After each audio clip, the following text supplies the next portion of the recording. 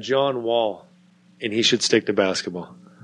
John Wall. Then You went to Kentucky, Yeah, right? I went to Kentucky. He needs to stick to basketball. It was bad? Yeah, not good. Did he hop it? Yes, he hopped it. It was at Washington, and it was not pretty. What about at Camden Yards? I'm trying to think. Was there anybody that went out there and ran it up there and you went, holy smokes, like they were good? Ed Harris wasn't bad. Really? Yeah, Ed Harris brought a little Houston, we have a problem. You got a nice little fastball. That's fantastic. Yeah. That's nice. I've thrown a first pitch out twice. Once I was doing, was it Pluto Nash, Matt, that we were filming up in Montreal? I believe we were filming Pluto Nash, and the Expos were still in Montreal, and Matt Frost hooked me up to go throw out the first pitch. And they go, so this is how, when you throw out the first pitch, there's two different ways the team goes about it.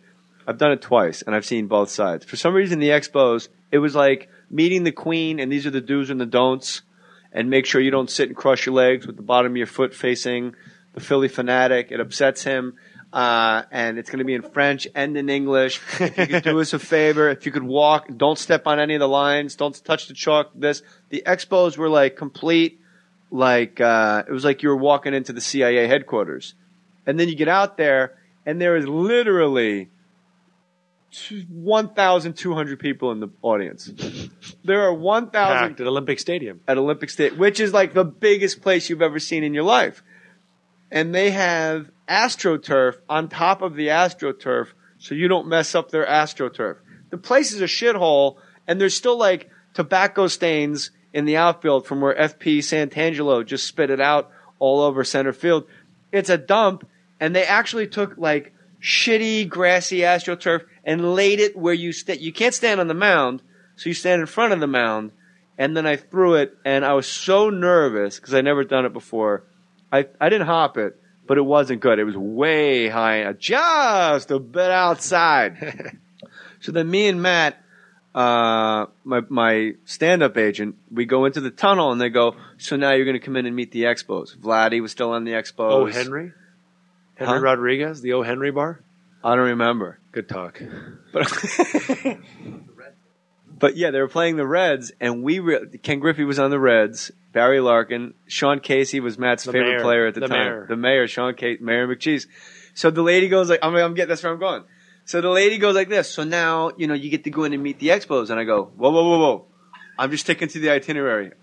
You guys made a really big deal that I was going to meet the Reds. Because in my mind, I'm thinking, I don't want to fucking meet, these guys like the Expos. Half of them are just going to be out of the league.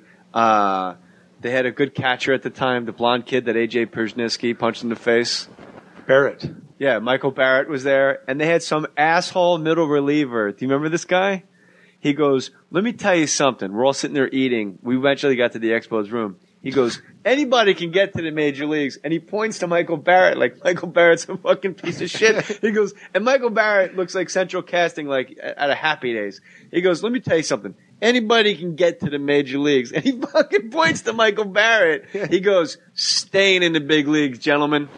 That's the hard part. And he stands up with his tray of food, and over his shoulder he goes, 8 fucking years. Who was it? He was a middle reliever. I forget his name. He was a bum.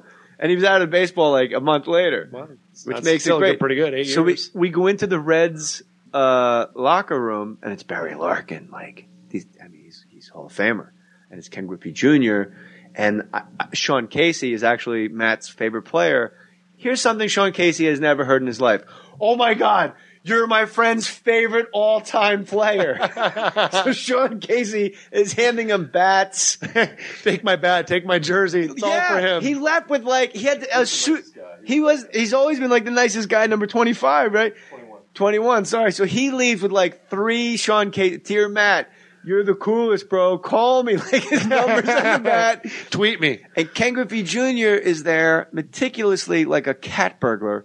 He's stripping that little layer of rubber that's on the bats. Do you know what I'm talking about? Tar? The bats the paint. He's stripping the paint off the bat. Yeah, that's not rubber paint. Because he can make it lighter without that paint. And then he's coloring his bat with Sharpie because to strip the paint off the bat is illegal.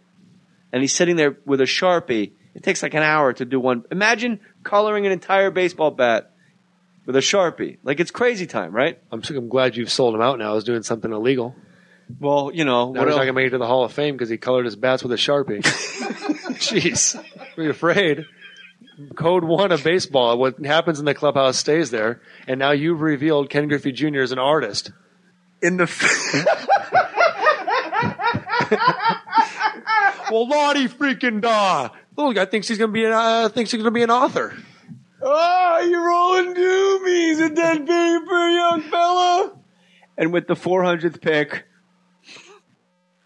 The Blazers select Sam Bowie. no. So, we meet all the guys. We go to the stadium. Now we're sitting in the first, second, third row, whatever, on the first base side, okay? Barry Larkin gets up. He's hitting second. He hits a double. He gets to second base. He stands up. He points to me and Matt. And in Olympic Stadium, he goes, yeah, what's up, guys? And it's just like talking like this. Like there's no one there. Sean Casey comes up, hits a double, brings Larkin in, and then somebody else hits a double. Sean Casey slides into home plate, stands up and goes, what do you think about that, Matt? Like, you could literally... He probably grabbed the base out of the bag and gave it to her off the field. Matt, take the base. He got ejected because he began digging at home plate to try to remove the plate. That's my bag for my boy, Matt. The hand to Matt Frost. To Matt. So, you're a guy, your career record is 43-62. Thanks for reminding me. But here's the thing. Next year, all you have to do is go 20-0, and you'll be a career 500 pitcher. No, I'll be one game above. Right? Well, yeah, but you know. You know what? I can go 20-1 and still be 500. That's good to have a little bit of slack. Yeah. You don't want to put too much pressure on yourself. You're allowed, someone can piss away your win. I can't win 20 in a row, but I can win 20 out of 21. Why can't you win 20 in a row? This is a guy that slept in the wilderness listening to Celine Dion and Paula Abdul in a shelter, not a tent. By the way, what kind of half-assed Eagle Scout training was this? Not even a tent. They gave you a shelter. I had to build this shelter. What'd you build it out of? Twigs. Human skin? Dead hookers? You know what I was out there trying to do? I was probably out there in the wilderness messing around. The nighttime came and I realized I didn't have a shelter. Well, what was the wilderness? What was this in Oregon? Yeah, Oregon. Oh, there's real wilderness. Absolutely. Along the Columbia River? With fox and all kinds of stuff out there. You're scared of fox? Absolutely. You ever seen a fox? Oh, we used to go. Married. Hey, I married one, buddy. There you go. Yeah. We used to go. You married Julie's a fox? Jenny? Who'd I say? Julie? No, my sister Julie. She's a fox. Julia Lynn Moore? We used to go. Is that your sister? Who? Julie. Julianne Moore is your what? Julia. Oh. Lynn Moore. Oh, not Julianne Moore. Virginia and Julie.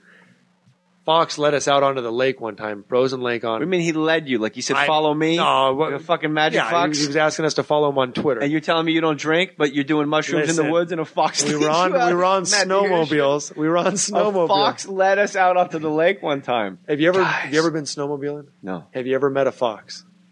Besides like an actual animal fox? Yes. Well, how do you meet a fox? Do they say hi? They're sly. They are Sly Stallone. Is that why we chased this guy for 10 minutes all over the place, through the woods. What was his name? Over the hill and through the woods. If you were to name this fox, what would you name him? What did he look like? I'll give you his name. His name's Ice. Ice? Yeah. All over the place. All over the place. Iceman takes us through all the trees, and he stops. He throws on the brakes all of a sudden, and we don't want to run him over, so we throw the brakes too on the snowmobiles. We start spinning out.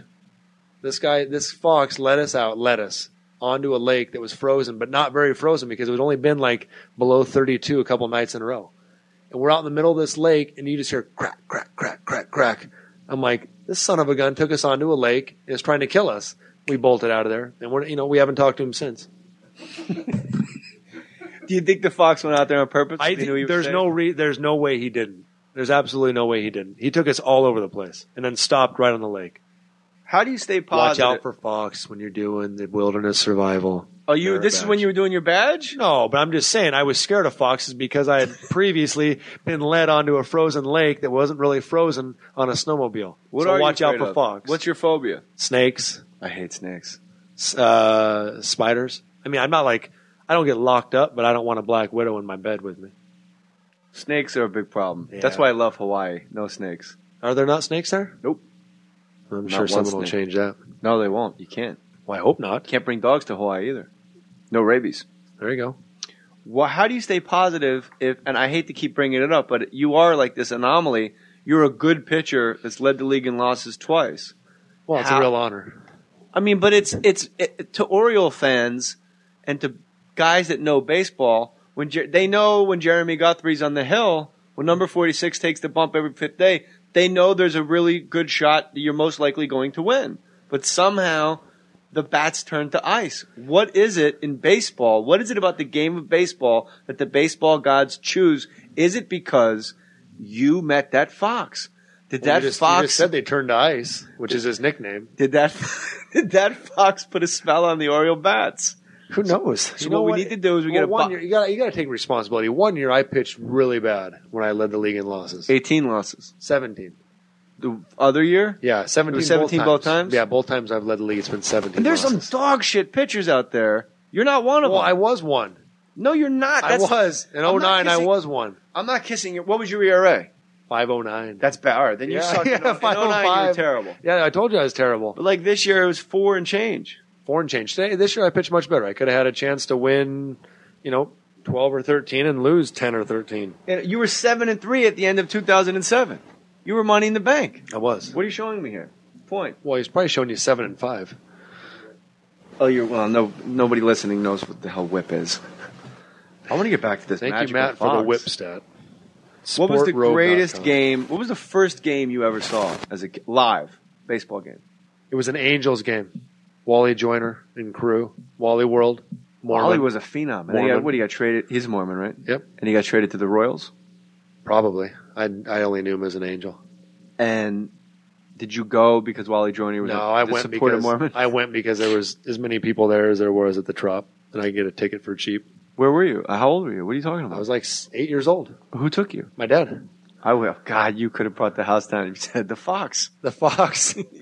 Fox led me there. Rode a snowmobile on the 5 freeway. The Fox led me down to Anaheim and stopped there, and I felt like I was in the same spot as that frozen lake and going to die. That's how bad it was. I think the only way to break I think you can get, you're good for 16 wins next year. I'm calling my shot. But you got to catch a fox and let the Dominicans hit it with a bat in the clubhouse. I got to sleep with a fox in a wilderness survival tent. No, you're not going to sleep with the fox. You're going to bring it in the clubhouse and let the Dominicans do dirty things to it. Okay.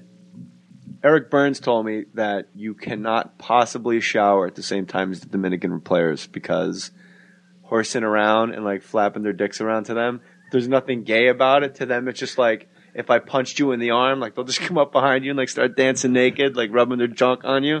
Have you found that to be true? I've never had that happen to me. But have you seen it? I cannot say that I've seen junk rubbed on anybody. Have you seen them like goofing off with each other, dancing? Yeah, that happens. All right. You're a little uncomfortable. Hey, that happens. He told me, Eric Burns, he said if you watch Major League Baseball games in the middle of the season, you'll see the Dominican players get taken out for quote defensive replacements, and that's a manager just letting them shower first, so they'll leave everyone else the hell alone. Hey, I know what? I actually saw you and Eric Burns on a big league flight this summer doing your little Master Debaters. There you go. That's a good Master show. Debaters. I can't find it ever since, so I just saw it one time. It's on Fuel Television. That's where we go. FuelTelevision.com. This podcast, by the way, is brought to you by audiblepodcast.com/J. Get a free audiobook and a 14-day trial today by signing up at www.audiblepodcast.com/J. Even if you don't want anything, just go to audiblepodcast.com/J and I will get credit for it and they will reward me. And then we will get Jeremy Guthrie back when he's 16-7 next year with an ERA of 9. Does this guy know how to party or what? Lee Harvey. Let me ask you a couple questions. So that was the first game you ever saw was an Angels game. Wally Joyner, Mormon first baseman. Yes, sir. Wally World. What's the greatest game you ever saw? In person. Probably the one to finish out our season this year. No, the best game I ever saw. Oh, that was crazy. That was a good game. When you knocked the Red Sox out of the playoffs. We did. We came back in the ninth, 3 straight hits with 2 outs against Papelbon. So you guys are villains in Boston. Fuck the Orioles. Jeremy Guthrie's a bum. We never should have gotten him instead of Eric Bedad. That was one of the more exciting days of baseball. Absolutely. Now, you weren't pitching that day. I wasn't. I was in the bullpen. Because they won. I was yeah, exactly. Unfortunately. But that was the first game all year that I had sat in the bullpen. It was the fourth time I'd been in the bullpen, but it was the first one that we'd actually won while I occupied a seat in the bullpen. So I broke the streak a little bit down there.